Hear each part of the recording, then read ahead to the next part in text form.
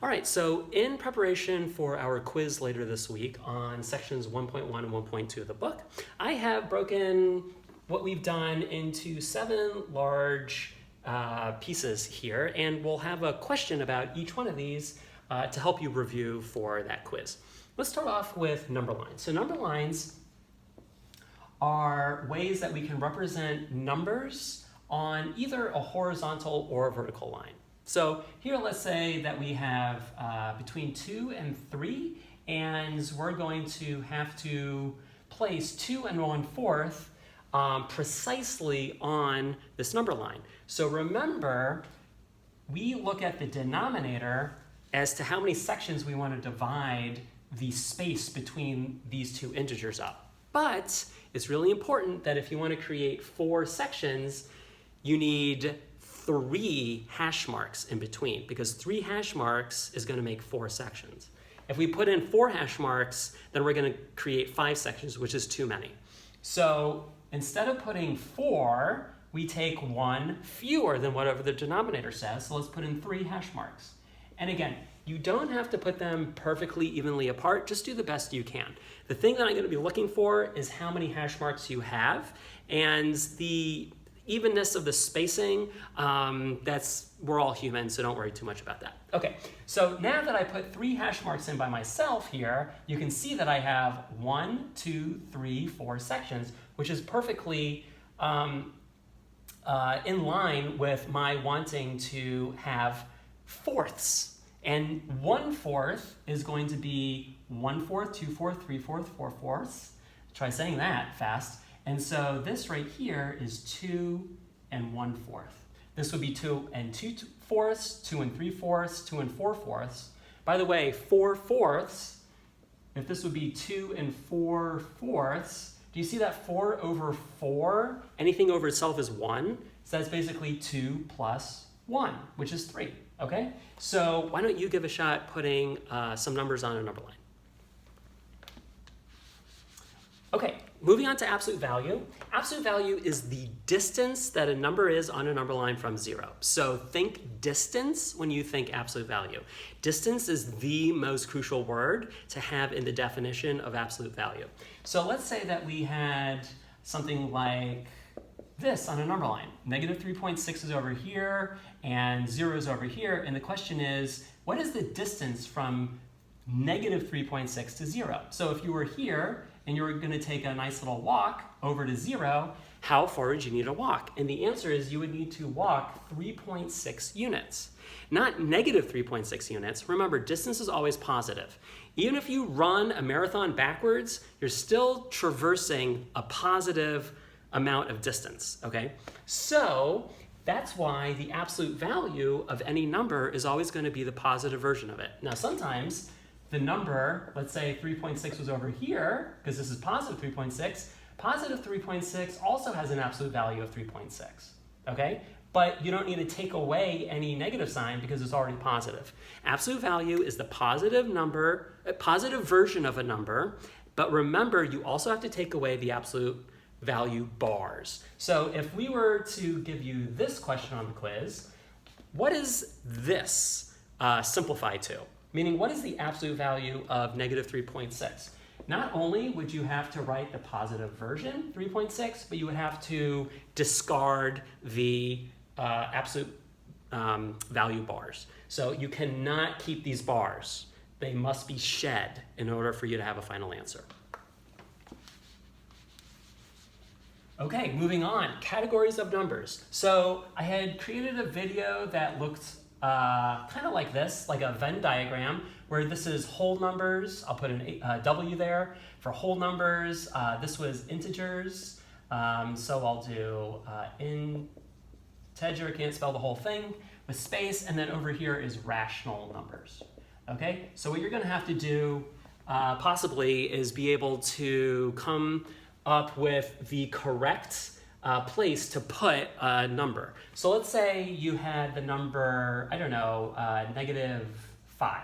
And we said, please place this as exactly as you can on this Venn diagram, for instance, or at least categorize what kind of number this is. So negative 5, let's see. Always start in and move out. is -5 a whole number? No, because all whole numbers need to either be positive numbers or 0. So -5 does not fit the bill.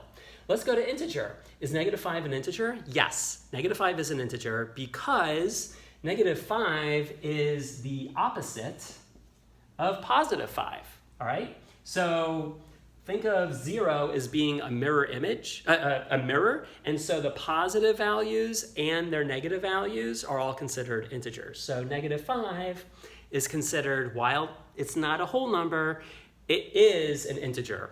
Also, do you notice that -5 doesn't include any decimals in it? If something has a decimal or a fraction, see if it can be reduced to either a whole number or an integer. If something, let's say you had, instead of -5, you had -15/3. This looks a lot like a fraction, and it is, but it can be reduced to -5. And so since -15/3 can be reduced to -5, -15/3 is an integer. It is just as an integer as -5 is, okay? So make sure that when you're categorizing these numbers, you start in the center, and if it doesn't work for in the center, try the next one, And -5 is an integer.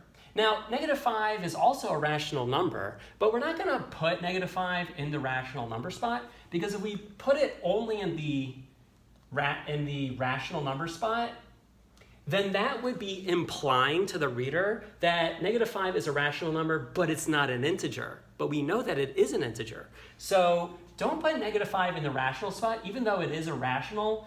Put it into the integer spot so that I know that you know not only is it a rational number, but it also gets credit for being an integer. Okay, turning rational numbers into m over n fractions. Remember, m over n is a very specific kind of phrase that we now know in the math community is going to be saying that both the numerator and the denominator need to be integers.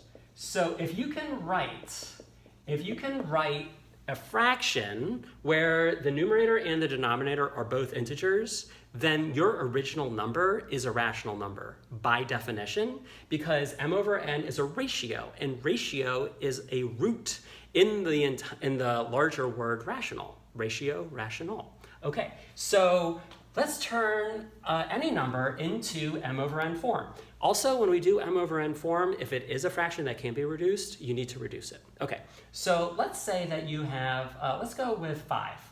Okay, so if we have the number 5, how do we put 5 in m over n form? Remember, you can put any integer over 1, and you have yourself an m over n great fraction. Okay, how about something like 2.3?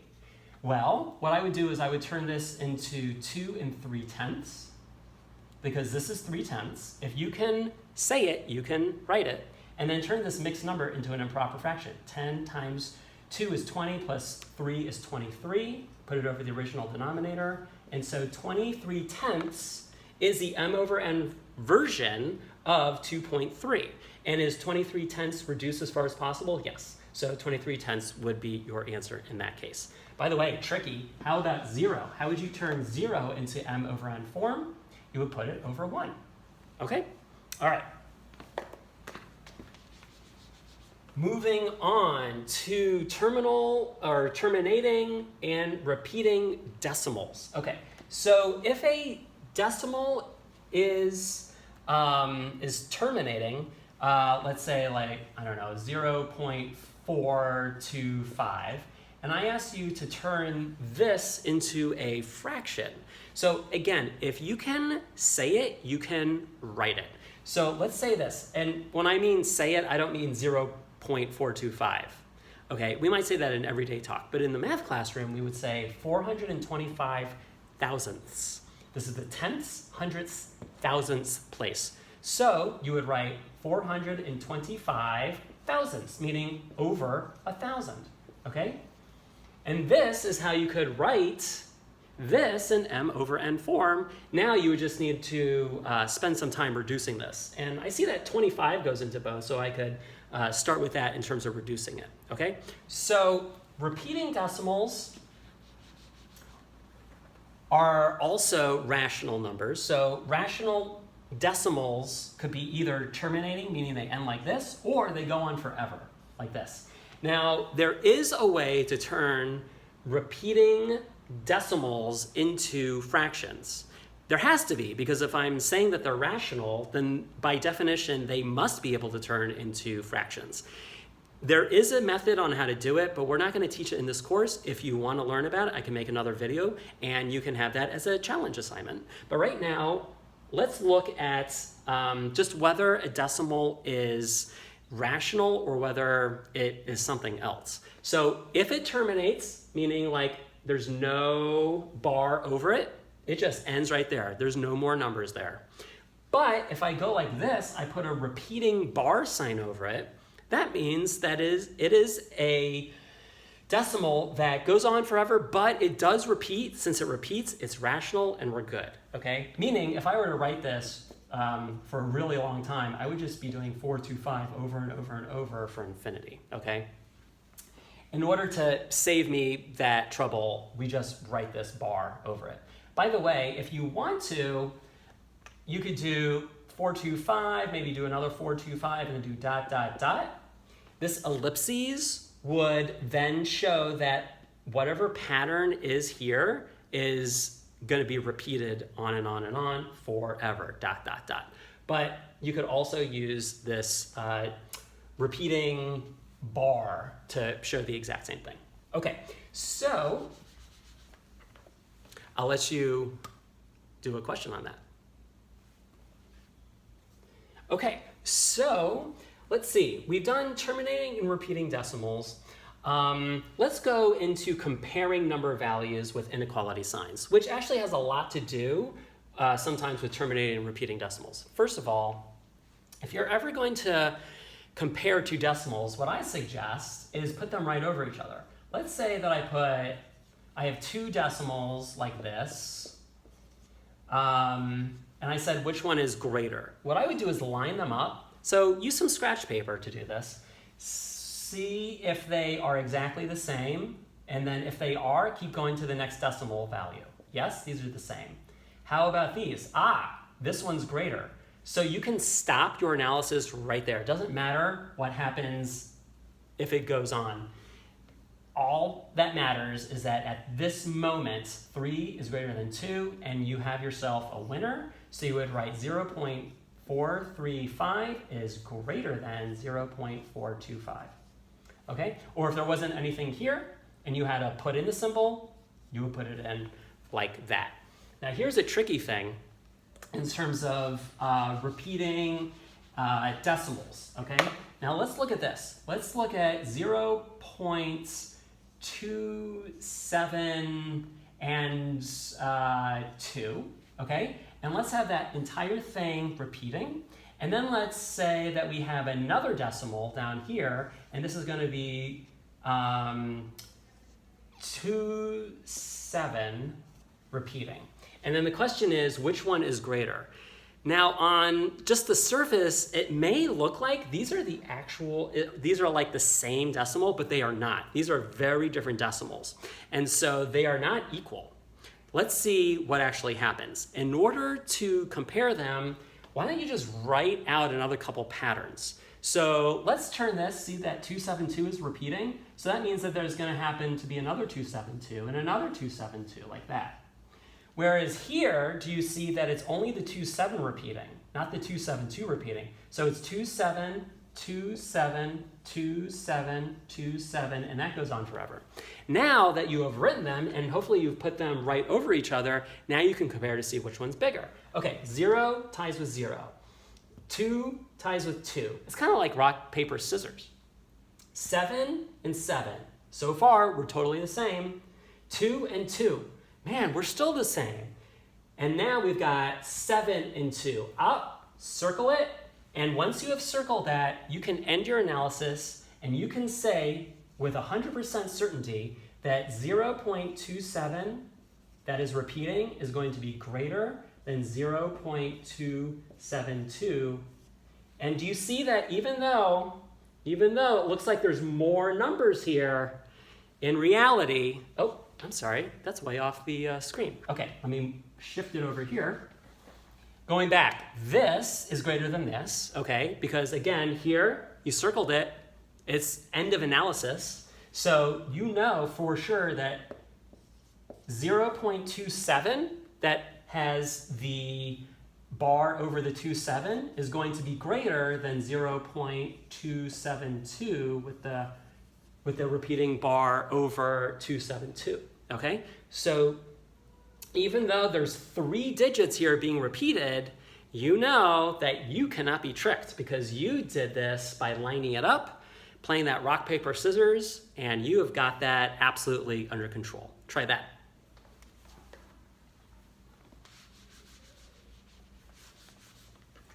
Okay, and we also have these kinds of conceptual questions which really make us think about a lot of things. For instance, can we divide by 0? Can we ever have 0 in the denominator? That's a conceptual question. How about another question like, is -1 over 4 the same thing as 1 over -4? The answer is yes, it is. In fact, I also want you to know that if you put the negative sign right outside the fraction symbol, all of these are equivalents. So these are really important conceptual ideas to understand that we have sprinkled throughout the chapter, and they will also be on the quiz. All right, so thanks a lot.